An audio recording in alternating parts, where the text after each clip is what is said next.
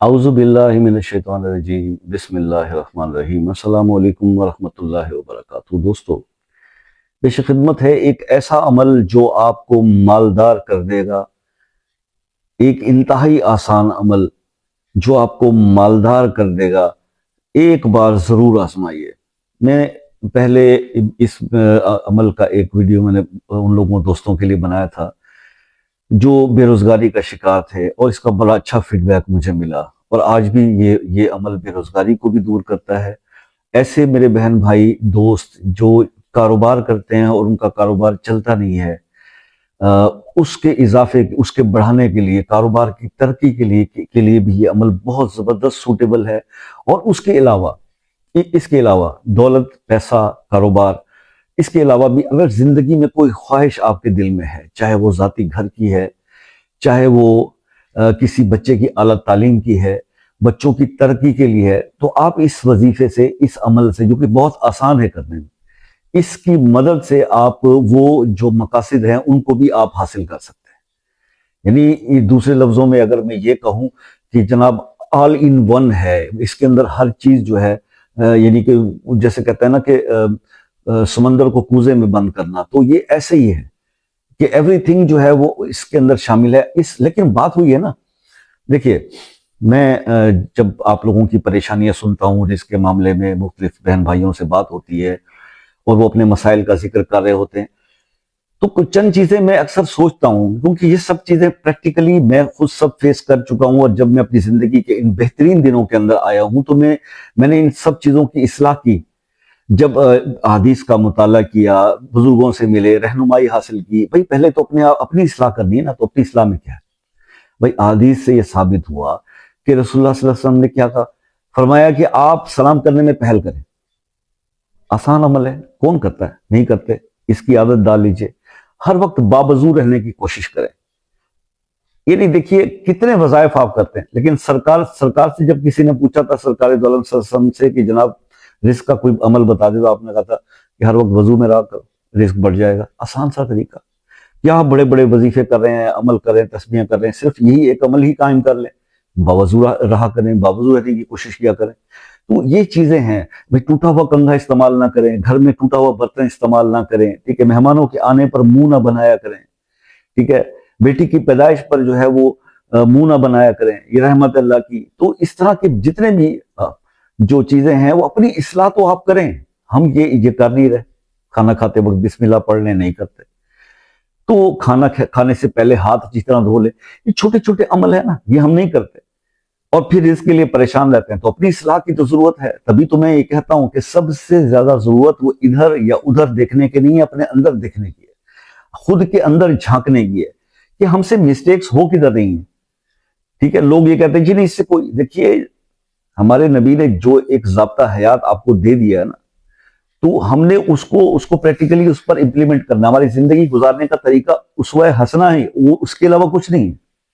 سنتوں پر عمل کرتے جائیں، زندگی آسان ہوتی جائے گی۔ ادروائز آپ بس گھومتے رہیں گے ایک سرکل کے اندر۔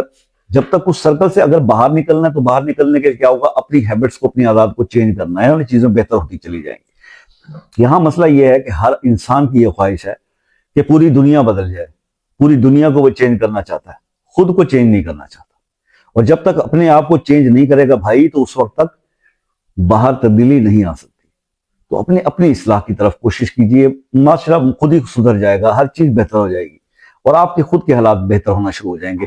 میں نے تو اپنی زندگی سے یہ سیکھا ہے، اور اسی لیے اللہ کا کروڑ بار شکر ہے کہ وہ جو تاریک راستوں سے جس طرح سے میں گزر کے آیا ہوں، اور جس طرح سے میرے اللہ نے مجھ پر کرم کیا، تو پھر سب سے پہلے میں نے اپنی اصلاح کی کوشش کی کہ اپنے آپ کو ٹھیک کر لیں تو دنیا کے باقی سارے معاملات خود ٹھیک ہو جاتے ہیں۔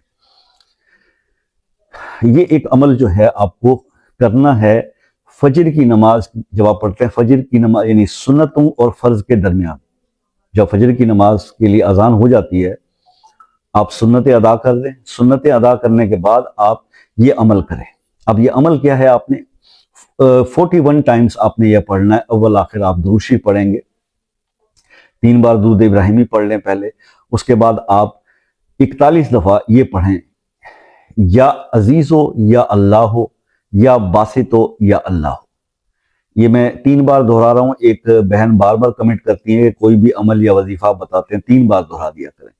تو یہ یا عزیز ہو یا اللہ ہو یا باسط ہو یا اللہ ہو، یہ آپ پڑھیں گے تو یہ ایک بار کاؤنٹ ہوگا. اسی طرح سے آپ نے 41 ٹائمز پڑھنا ہے، یا عزیز ہو یا اللہ ہو یا باسط ہو یا اللہ ہو، اور اس کے بعد 3 بار درود شریف پڑھنا ہے. یہ زندگی میں آپ نے عمل کرنا ہے جی. 41 ڈیز کم از کم اس کو آپ نے وداؤٹ اینی جو ہے وہ بریک وہ کرنا ہے. اس میں کوئی ناغہ نہیں ہونا چاہیے اور ریگولر کرنا ہے. بہنوں کے لیے شرعی ناغہ جو ہوتا ہے اس کے بعد پھر اس کو وہ شروع کر لیں، لیکن 41 ڈیز اس کو ضرور کریں اور پھر اپنی زندگی کا اسیسمنٹ کریں کہ آپ پہلے کہاں تھے اور 41 دن یہ عمل کرنے کے بعد آپ کس جگہ پہ پہنچے. نمازوں کی پابندی کرنی ہے، رزق حلال کے لیے کوشش کرنی ہے، اپنی نگاہوں کو پاک رکھنا ہے. آپ ایک بات ذہن میں رکھیں کہ ہماری پرائیویسی کوئی نہیں ہے. ہمارے ساتھ ہر وقت انسان کہتا ہے کہ میری اپنی پرائیویسی ہو، کوئی پرائیویسی نہیں ہے بھائی. انسان کی پرائیویسی تو ہے ہی نہیں. اللہ کی ہر وقت اس پر نظر ہے اور 2 فرشتے یہاں بیٹھے ہیں کندھوں کے اوپر. پرائیویسی کی درگی بندے کی. تو اپنی جو تنہائیاں ہیں انہیں پاک رکھیں، اللہ سے ڈریں. اللہ ہر وقت نظر رکھتا ہے آپ پہ ہر چیز سے اللہ واقف ہے. اللہ کا ڈر اپنے دلوں میں پیدا کریں، گناہوں سے بچنے کی کوشش کریں، رزق حلال کی کوشش کریں، پھر عمل کریں. انشاءاللہ رزلٹ ضرور ملتے ہیں اور اللہ کی رحمت سے کبھی مایوس بھی نہیں ہونا. گمان اچھا رکھیے گا تو رزلٹ بھی ویسے ملتے ہیں. جب بھی کوئی عمل آپ کو بتایا جاتا ہے، کسی قرآن کی آیت کا ہو، اللہ کے اسماء میں سے کسی چیز کا عمل ہو، وظیفہ ہو، تو اس میں کبھی بھی کرتے ہوئے یہ نہیں سوچنا کہ کر کے دیکھ لے. اف اینڈ بٹس نہیں، پورے کانفیڈنس پورے یقین کے ساتھ کریں کہ یہ بتایا گیا، یہ میں کر رہا ہوں تو بس اس کا مجھے رزلٹ ملنا ہے. پھر آپ دیکھیں گے اس کے معاملات ہی کچھ اور ہو جائے. یہ میری ساری آج کی سٹوری تھی. آئی ہوپ کہ آپ کو پسند آئی ہوگی. تو اب چلتے ہیں کہ اگر کسی مسئلے میں آپ سٹک ہوئے ہوئے ہیں، کوئی ایسا پرابلم آپ کی زندگی کو اس نے گھیر رکھا ہے کہ بہت سارے لوگوں سے دعا کرا کے بھی، بہت سارے عمل وظائف کر کے بھی وہ معاملہ حل نہیں ہو رہا، تو پھر دعا میں بہت بڑی طاقت ہے. تو اپنے اس مسئلے کے لیے خصوصی دعا میں شامل ہونا چاہتے ہیں تو وہ مسئلہ نام کے ساتھ کمنٹ میں لکھیے گا.